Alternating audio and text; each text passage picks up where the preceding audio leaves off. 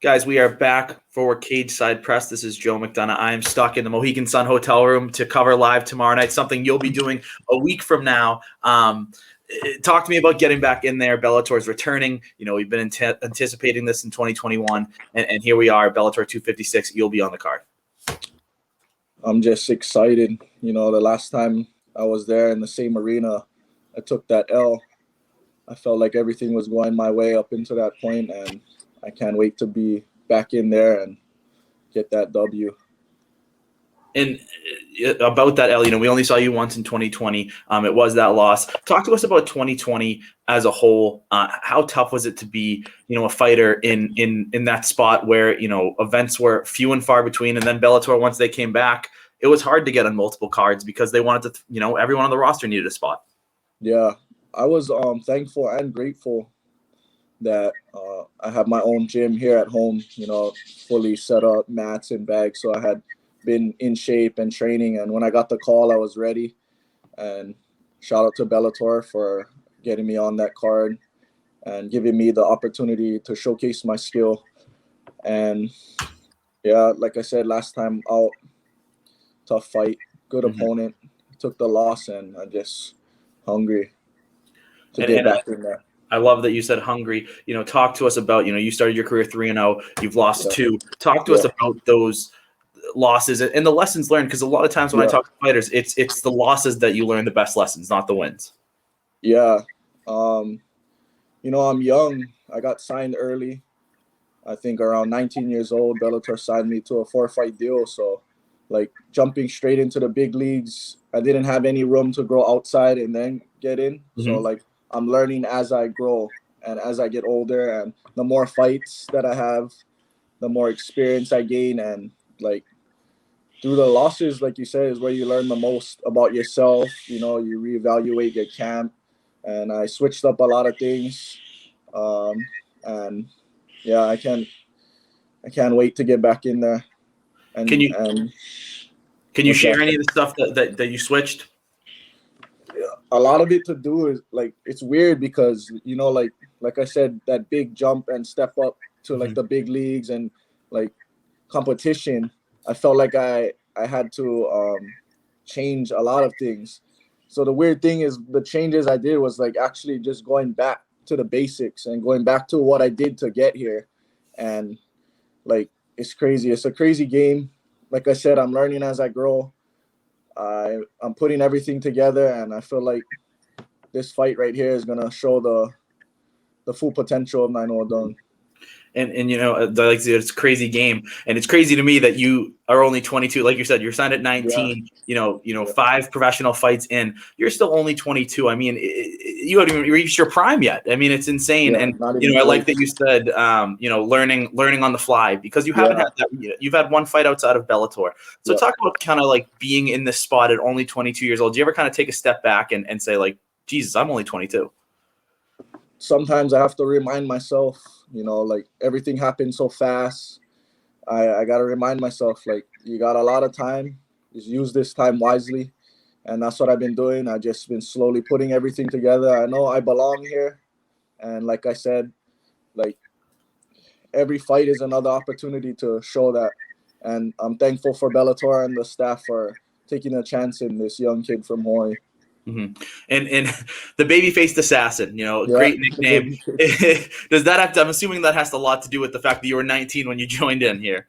Yeah, and no matter how older I get, how bigger I get, that Babyface just stuck with me. So the name is perfect for me. But yeah, eventually we'll see as I get older, maybe switch it. But right now, I'll just stick with it. That Babyface Assassin. I love it, and I know the fans love it. Talk to me about Izzy Williams. You'll be facing him Bellator 256. What are you expecting from him? Going into any fight, you never know what to expect. Anything could happen. But I know he comes from a good camp. He trains at Stipe Miocic. They train out of the same team and same camp. So I know those guys in Cleveland are tough, but Hawaii has some of the toughest fighters and some of the best strikers in the world, and I look to add Nainoa Dung to that list of names of Hawaii fighters representing. And, we can't go through this interview and talk about Hawaii without mentioning what Max Holloway did. Exactly. Talk to me about being watching him do that, as a fellow Hawaiian. It just must have been amazing. It is. And like for me, I look up to BJ Penn, who came before him. Max Holloway is doing his thing, but we're in the same era. So like I look at it like, damn, if he's doing this, like imagine what I'll be doing around the same time. I got 6 to 7 years to reach that age that he's at, and I got a lot of time to put everything together. And yeah, like I said, I'm just excited for the future. Everyone, like, I know I got the potential. I just got to put it together, and I feel like that's what I've been doing, just putting all the puzzle pieces together, and I can't wait. Just excited. Absolutely, man. And talk to me about this camp. You said you went back to the basics. Yeah. When you're going back to the basics, is this camp, based on preparing for Izzy Williams or based on giving the best version of a Nainoa Dung that we're going to see, in Bellator? That was my problem. And like when I came in, it's like I was always preparing for my opponents. Like I was fighting their fight because like my whole camp was based around what I was expecting from them, what I had to do. Like now I just focus on myself and like just implement my game plan, go out there and fight my fight and make him react to me. And like a lot to do with that was like coming in as a striker, like everyone says to use your striking, defend the takedown. So I was always waiting, worrying, like, and not attacking, not being that aggressive striker that I am because I'm worried about the shot or the takedown. So the more I worked on my wrestling and my jiu-jitsu, the more comfortable I got everywhere, and that opened up my striking and my strike. Like I look forward to just going out there and doing whatever I want, strike from air to ground, wrestling, grappling, striking, whatever, showcase everything. I'm a complete fighter, and I look forward to showcasing that. And I think Bellator 256, are we going to see the peak performance? Do you feel that you need, to showcase it and a big finish and just remind everyone, hey, I'm still here? That's exactly the plan, like I said, you can never, going into a fight, you can't expect anything because anything can happen. But I just feel like my training has been going so good. Just everything feels great, like I said it last time, but this time I really mean it. Like this is the best I've ever felt going into a fight, and this is one of the best camps I've had.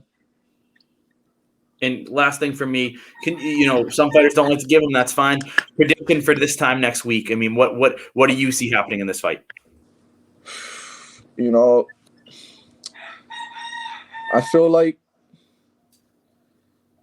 I'll be too young, too fast, too strong, and too big for my opponent. I respect him. I know he's gonna come to fight, and it's gonna be a fun fight. I look forward to having that. I know my opponent likes to strike, so we'll see, because so far it never missed. Every opponent I went up against, striker or not, they turn into a wrestler. So yeah, if he shoots, we'll see what happens. But I look forward to keeping this fight. This fight will start on the feet, and then we'll go from there. And that's what we have, man. Bellator 256, the Babyface assassin, back in action. Looking forward to it, man. Thank you for the time. Thank you for having me. Absolutely, man. I'll